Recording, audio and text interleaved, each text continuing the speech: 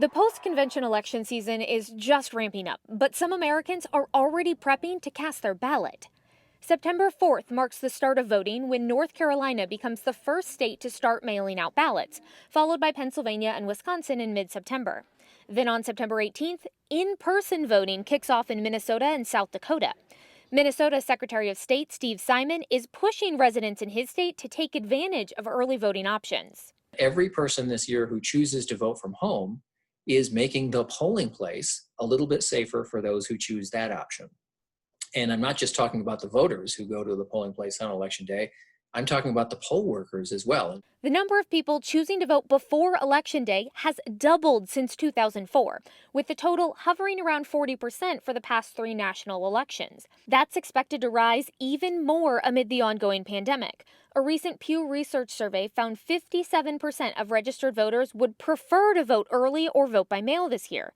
But there are some extra steps to keep in mind. Everything from your ballot being delivered too late by the U.S. Postal Service to you not filling out the information that's required to send in with your absentee ballot. So your chances of being disenfranchised are actually, unfortunately, higher if you vote by mail.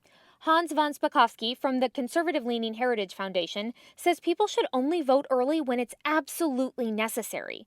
He argues voters do a disservice to themselves by voting before key events like the presidential debates, the first of which is scheduled for September 29th.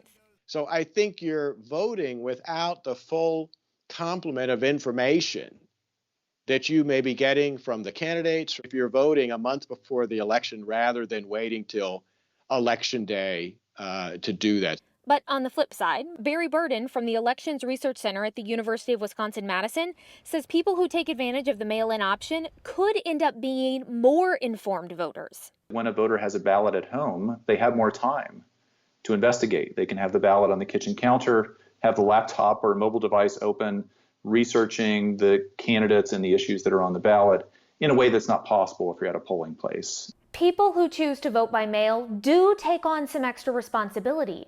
It's on them to ensure the ballot and envelope are filled out correctly and received on time.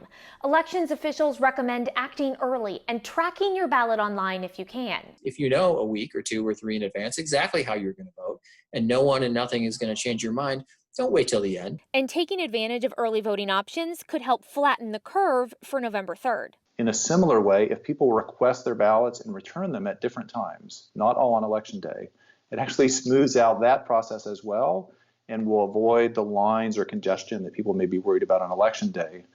Stephanie Liebergen, Newsy, Miami.